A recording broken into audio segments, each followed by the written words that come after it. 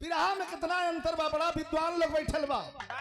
ज्यादा ना 15 minute 10 minute आप लोग को 15 मिनट समय ले, लेकिन 15 मिनट में हम बता दे हमारे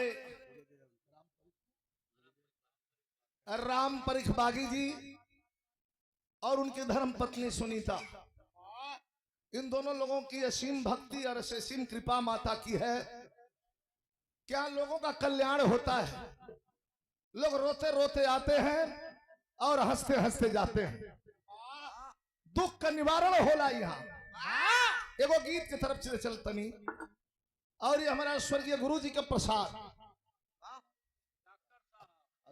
आई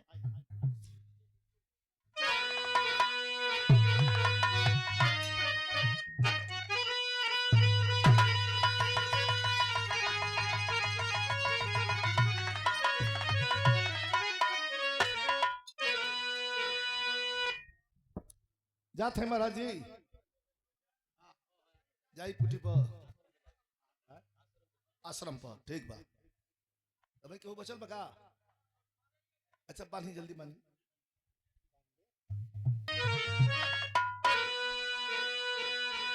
ये गीत जौन बा ये हमारा गुरु जी का प्रसाद है। आइए दरबार में गुरु जी का प्रसाद अगर ना गाई तो कोनो मतलब नहीं है। गाना तो तमाम बार रोज होता, रोज गवाता, लेकिन कुल ऐसा बिरहा के रूप का शक्ति है। जी प्रणाम प्रणाम।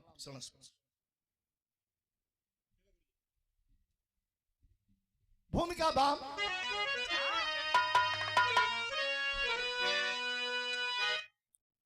चांदनी से ध्यान दे, यहू रंग का बिरहा होले। आये दरबार में ये रंग का बिरहा जरूरी बा। चांदनी चांद रोशन करे रात को, नारी का मर्द कहलाता श्रृंगार है। पूर्ण पानी से गंभीर बहती नदी, गोद की रोशनी पुत्र अवतार है।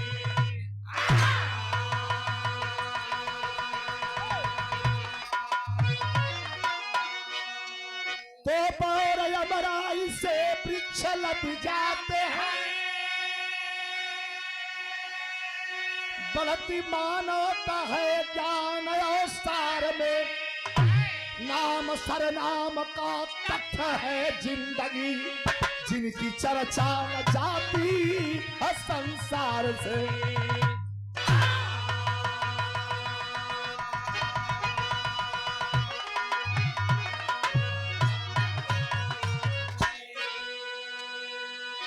अच्छा तो एगो लाइन सब केहू जाने ला। पानीदार आदमी अपन प्राण दे के पानी बचा लेला। आज के पानी से मतलब नहीं खे तो दिन भर लात जूता खाता, गाड़ी सुनता हो के कोनो फर्क ना। एगो तर्ज लगल बा, ये जमाने के तर्ज और जमाने के तर्ज में फर्क लगाई सब है। कैसे मास्टर?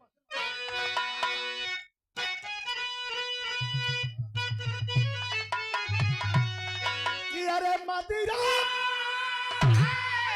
अरे मदिरा का मतलब सबाब हो जाता है,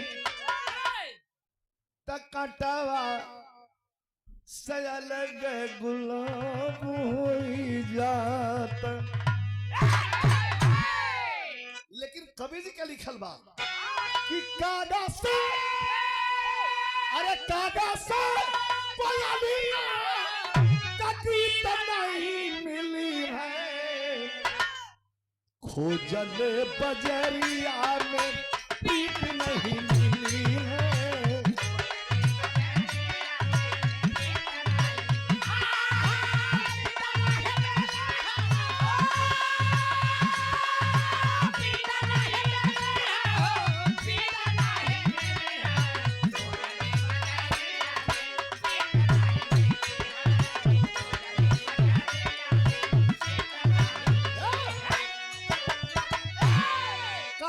शुरुआत हो गई।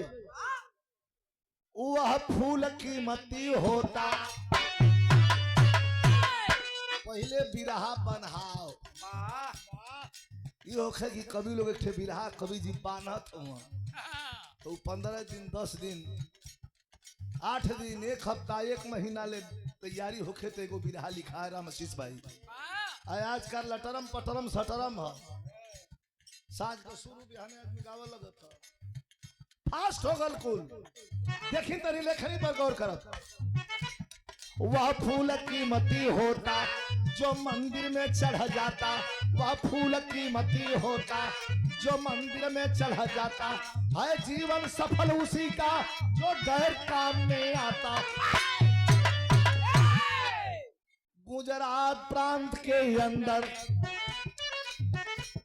गुजरात प्रांत के अंदर एक दानवीर था नामी, गुजरात प्रांत के अंदर एक दानवीर था नामी, जगदेव नाम था उसका सच्चा उदार और दानी।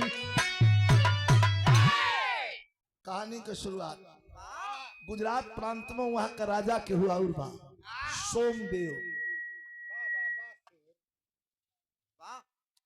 वहां का राजा के हुआ उर्वा सोमदेव नाम है।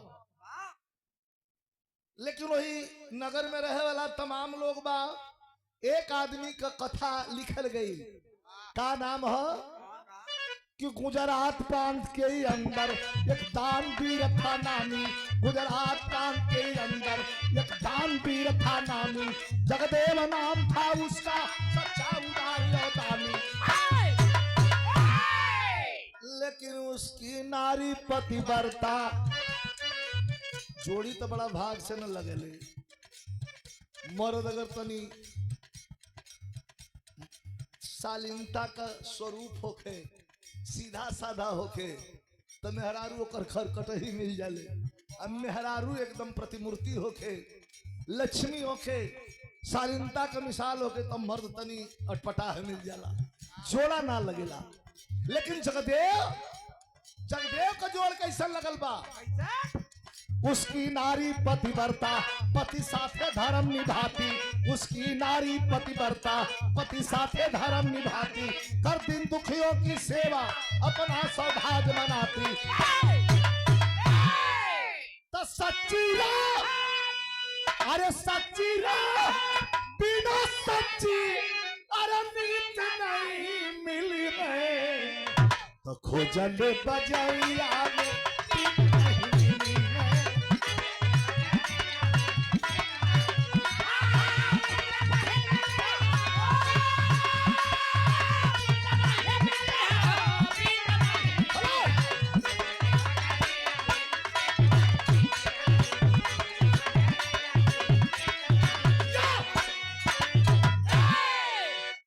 पति के काम में चढ़ बढ़ के हिस्सा ले।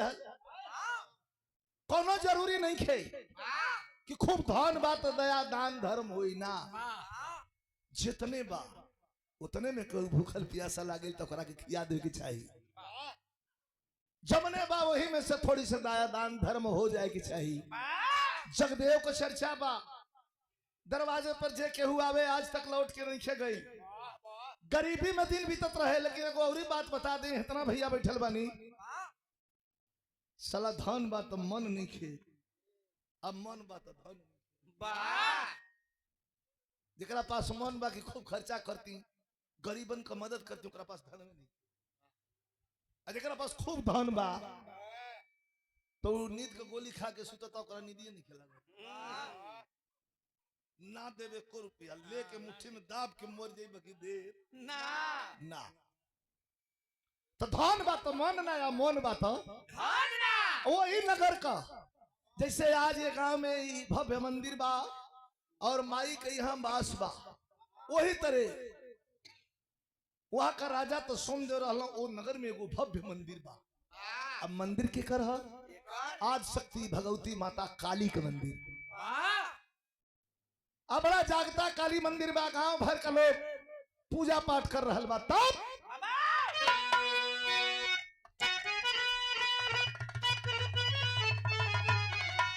अरे रहा वही नगरी, रहा वही नगरी में बाटी न एक सुधारी, सजनी रे अरे कंकाली काली के भगतिनिया सजनी रे।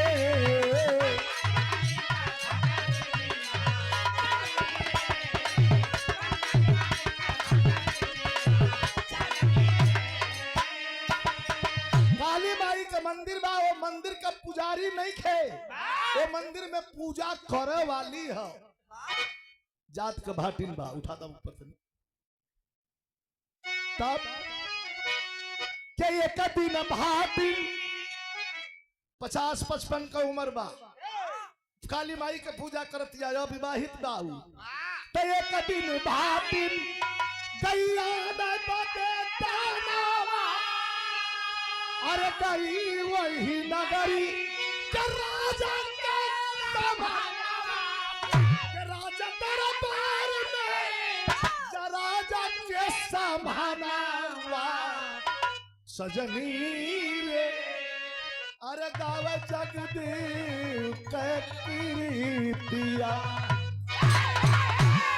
राज दरबार में जाके राजा के सामने पुजारिन खड़ी हो गई। कलश के राजा जानत हुआ है तोहरे नगर में जो हंस कूद रहल बा, चारों तरफ खुशी बा, चारों तरफ लक्ष्मी का झमाझम बरखा बा। एक वजह जाने ला राजा लगवा सीना फुलावे के वजह हम ही न बन के और के बा कहना।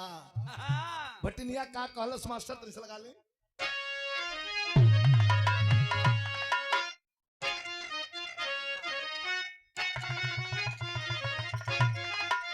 राजा से कहत बा कि चमकल दानी, कि चमकल दानी सितारा सारी नगर में।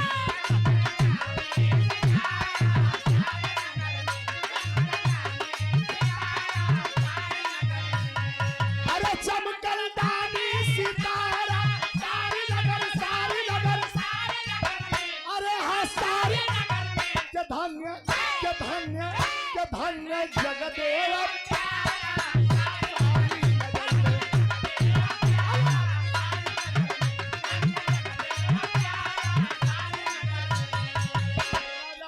खड़ा हो गई सिंहासन से। अरे किसकी बात कर रही है तू? हटनिया तू कदम पीछे हटलू जो पुजारी रहे का कहतिया कि चांदनी सिपाही जगदेव का कीर्तिया।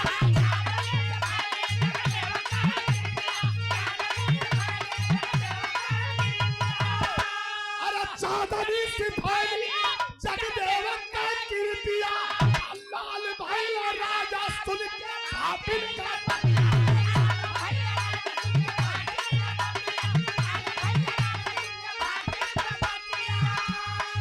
अरे जान भूला तुम्हारा सारी नगर, सारी नगर, अरे हो सारी, अरे हो सारी के धन्य जगत।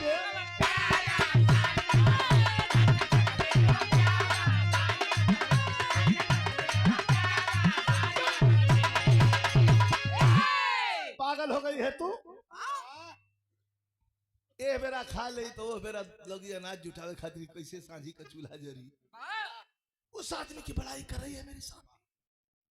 अरे जानते हैं हम कौन है? हम राजा हैं, राजा। राजा उठ करके सिंहासन से खड़ा हुआ। भटनिया के बड़ा उल्टा पुल्टा जो पुजारिन रहे काली माई को करा के बड़ा उल्टा पुल्टा बोले लग। का कहला मास्टर?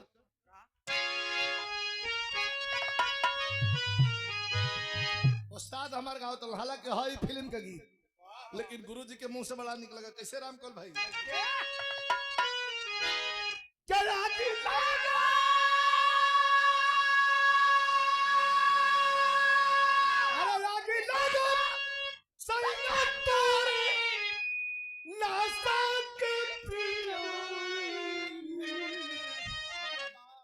इतना दर्द होला कितना हो पूछा महेंद्र। सुना सुना राजा का सुरे बहुराइल बड़े। अरे हम राजा बनी ओकरा घर में भूजल भांग नहीं खेत ओकर बड़ाई करत रे। राजा का कहूं क्या छोटा हो गया, अरे छोटा हो गया, छोटी बात, अरे करना उधार, सेरे आगे गुन गावे, सेरे आगे गुन गावे, पागली सियार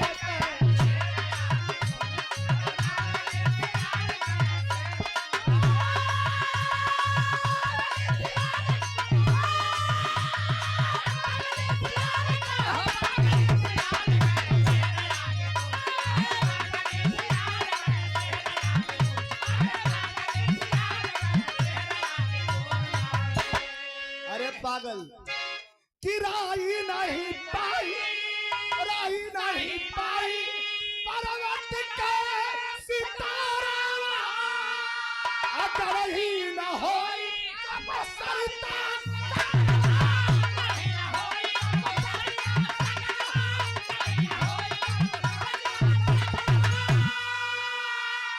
के भूतवा,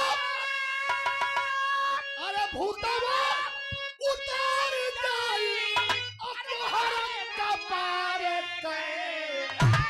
सेरा आगे गुन गावे। क्या पागलपना कर रही है, राई नहीं पाई पर्वत का सितारा, राई मने सरसों, पहाड़ ना होई अगल ही ना होई कबो सरिता सागरवा, जौन भूत तोहरा कपार पर चढ़ल बा उतोर जाई। भटिनिया कलश के सुना, कल ना पहले सुन, राजा डांट के भटनिया के रोक दहला, कहला पुजारी बड़ू माई का पूजा करेलू तुम्हारी इज्जत करते हैं, लेकिन एक बात याद रहे का, अरे कागा ना होई हंसा रसिया, हाँ कागा ना होई हंसा रसिया, रास्ते रास्ते का पत्थर नहीं आता,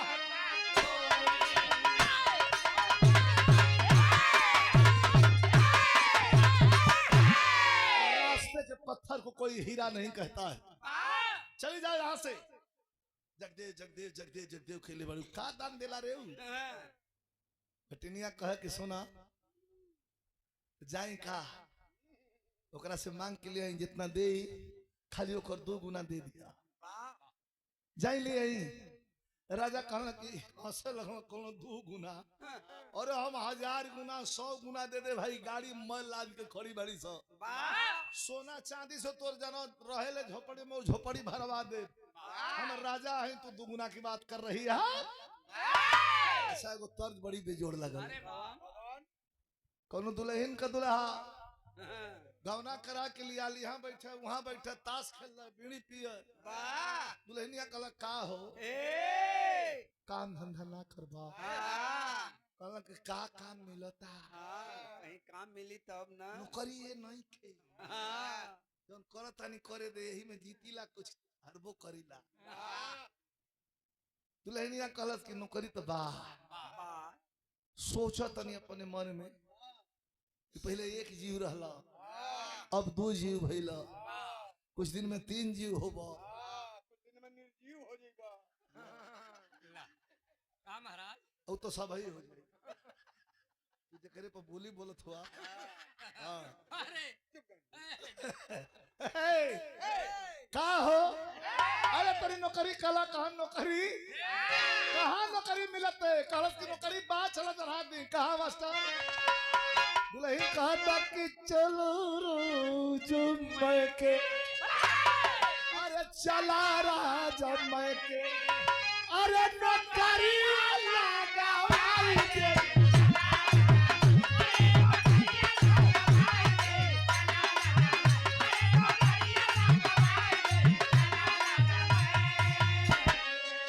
लेकिन भटिनिया कलश की जाता नहीं दान लेवे खातिर कि चला राजा चली, चला राजा चली के, अरे सगरवा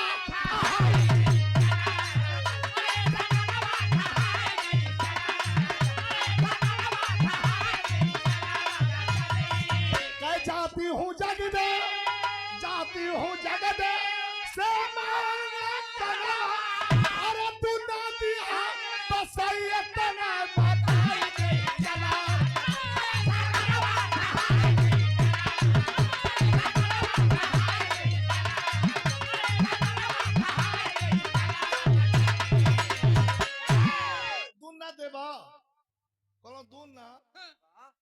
गुना देव जो तो जो निपोरदी के यहाँ जाता है दान लेवे खातिर सबेर का टाइम बा तनी बिरहा मेन पॉइंट पर आ गई अंतिम चरण पर तनी ध्यान दे 7 बजल बा सवेरे बीज मंत्र के जाप कैले सोम ह्रीं क्लीं चामुंडाय बिच्छे जाप करत पहुंच गई है जाके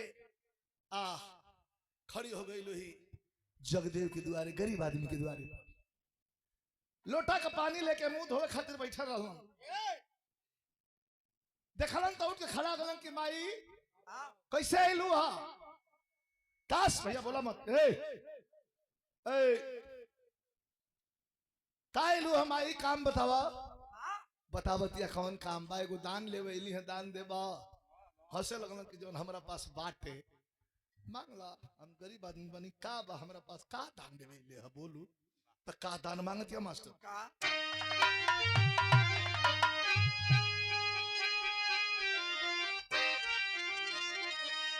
कि अरे गई भाटी वही जगह देव के समानवा तनवा मांगले आ दई दाता मिया पंतु कर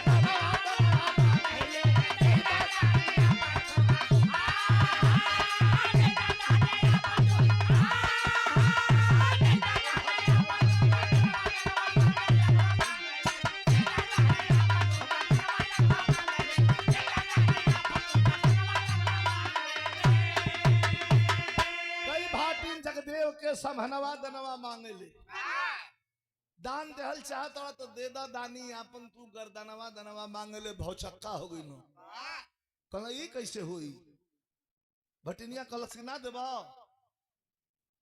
कहला नहीं लेकिन सोच कैसे के नष्ट करी दाम्पत्य सूत्र बंधन के डोर में जब जिंदगी बंधा जाले मतलब कि विवाह हो गईला के बाद में अर्धनारेश्वर का रूप दिखा के भगवान साफ कर दिले बाणन कि ये शरीर में आधा हिस्सा हमरा धर्म पत्नी के बा एकरा के हम अपना मर्जी से नष्ट नहीं की कर सकत पूछा के पड़ी पटनिया खड़ी भी दरवाजे पे कहा जल्दी पूछा यस नो हाँ या ना का जवाब दो द्वार से गई भीतर दुल्हन तावा पर रोटी पलटा ताड़ी जाके हो खड़ा भइल कहला कि सुन ताड़ू हो का हवाइल बड़ी जोन पूजवा करेली आइल बड़ी तो उनका के सम्मान करी आदर करी बैठाई का ना दान मांगे खातिर आइल बड़ी तो दे दी दान कैसे दे दे तो से बिना पूछले हई गर्दनवा मांगत होई हमार कथी काट के गर्दनवा हमके दे दो काट के गर्दनवा दे दो ही दादा रोटी छोड़ दलस तावा पर जरे लागल का कहलस हम तो अचंभित हो गए भाई क्या कहती है क्या बोली नारी साजन मेरे अरे बोली नारी साजन मेरे अब क्यों तेरा लगाते हो आखिर में आते जाते वक्त अगर आप कहीं मर जाते हो घर में आते जाते वक्त अगर कहीं आपका प्राणांत हो जाता अर्थात आप मर जाते तो क्या होता पता है कलश की कर्जदार अरे कर्जदार हो जाता तोहरे तनवा तनवा मांगे अब जल्दी सिरवा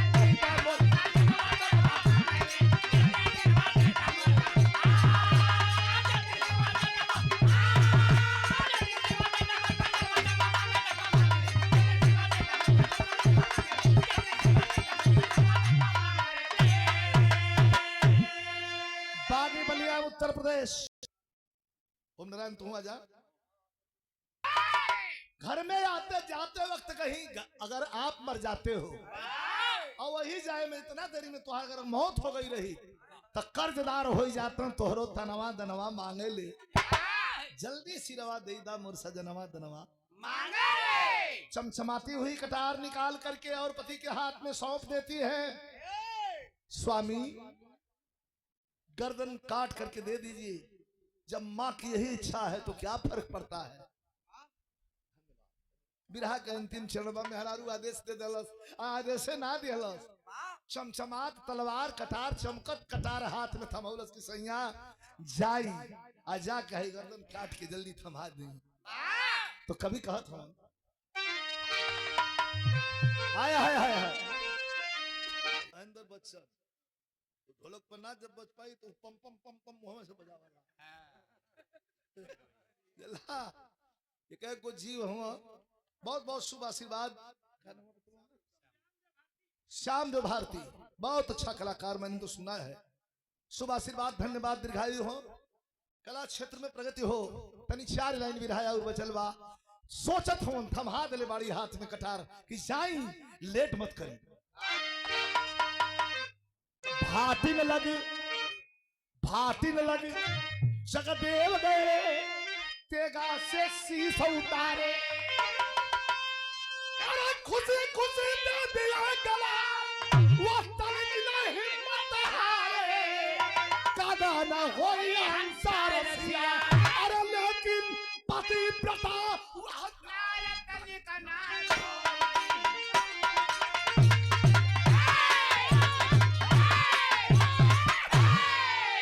लेकिन पतिव्रता वह नार तनिक न रुई। कैसन परीक्षा हरि भाई, पत्नी के हाथ के दिया हुआ तलवार कटार लेकर के और पहुंचा है जगदेव बाहर। माता को प्रणाम किया, आज शक्ति भगवती के चरणों में प्रणाम किया और घुटना टेक करके बैठ गया। चमचमात धारदार कटार का आखिरी हिस्सा गर्दन पर रखल, एक हाथ से अपन बार पकड़ लेलन और सर दे खींच देना। फुटबॉल मतीन लुका गई मुड़ी नीचे, भटनिया थाम लिया, धड़ धीरे धीरे गिरे लगल। तो कवि जी कहत हवन का और ऊपर कवि कहत हवन कि राजा हरिश्चंद्र राज पाट देई दिहल।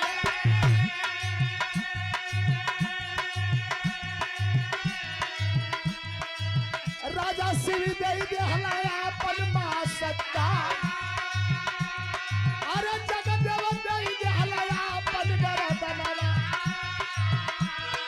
थाली में सजावे भटनिया बुढ़वा। तो रसमी चदरिया ओढ़ावे। अरे रसमी चदरिया ओढ़ावे। अरे लेके मुड़ी पहुंचल दरबार दर। अरे लेके मुड़ी पहुंचल दरबार।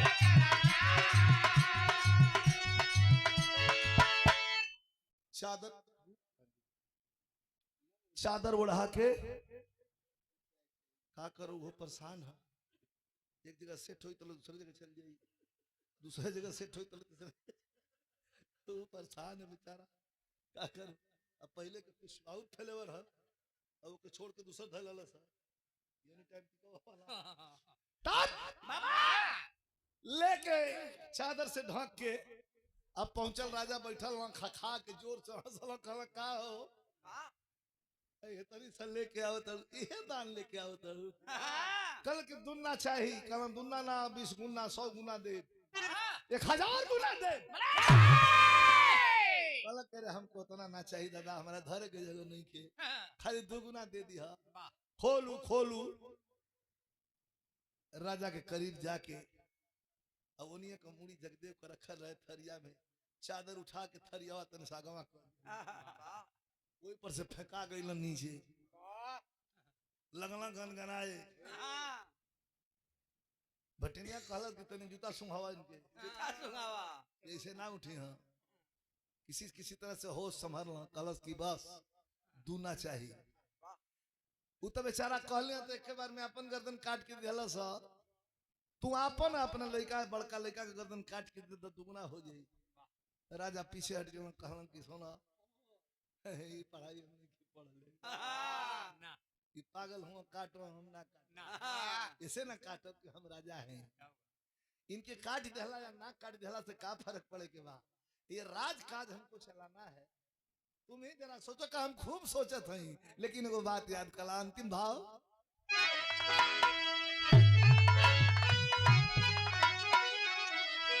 कि अरे दौलत के, अरे दौलत के अधमंड में भुलाई गईला। त राजा तानी का सागरवा सुखाई गई।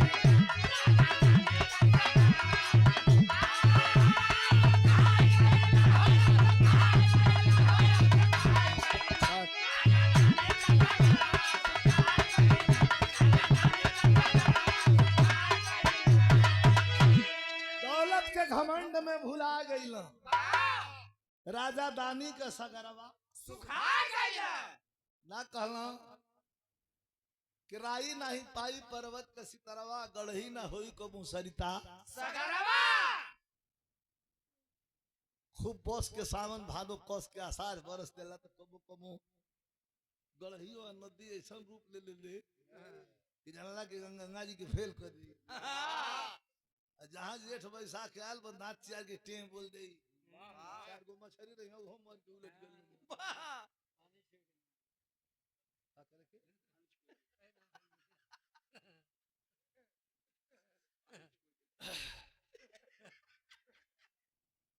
अपन मन विचार नहीं ठीक जाने जे आपका विचार वही रहता है मछली दौलत के घमंड में बुलाए गई ना वाह राजा दाहता मोटरसाइकिल पर जितना तू पानी खोजले हुआ राजा दानी का सगरवा सुखा गई है वहीं से लौट करके आती है। अब सत देखिए जैसे आज भैया धीरे धीरे एक मिनट एक लाइन जैसे आज श्रीमती सुनीता देवी के द्वारा लगाया गया यह मंदिर यह दरबार जहां लोग आते हैं अपने दुख को माता के चरण में दे करके और हंसते हंसते चले जाते हैं उठवा लेती है उस गरीब आदमी की धड़ को और ले जा करके मंदिर में बंद करके दरवाजा बंद करके और बैठ गई वह भाटिन रोने लगी माँ के सामने कि मैंने पाप किया है माँ या तो मेरा प्राण ले ले या तो इसका प्राण दे दे। यह हिंदुस्तान की धरती है जहां एक पत्थर पर भरोसा और विश्वास किया जाता है और वह पत्थर कभी कभी बोल भी पड़ता है। विश्वास में बड़ी शक्ति है और रिश्ता की बुनियाद विश्वास ही पर टिकी है। कोई भी रिश्ता जो टिका है वो विश्वास पर टिका है। हम पत्थर की प्रतिमा को पूछते हैं मेरा विश्वास है और उस विश्वास से हम पूछते हैं तो मनवांछित फल की प्राप्ति भी हो जाती है। जाके खोल बंद करके दरवाजा बैठ गई और हठ योग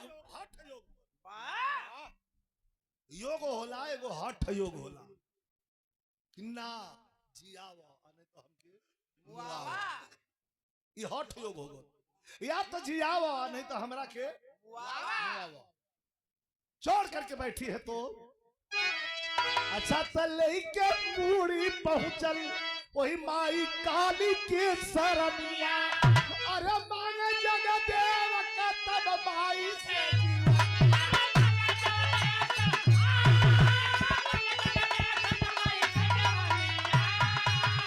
अरे फिर से जगदेव जीवन पाई दाइला राजा दानी का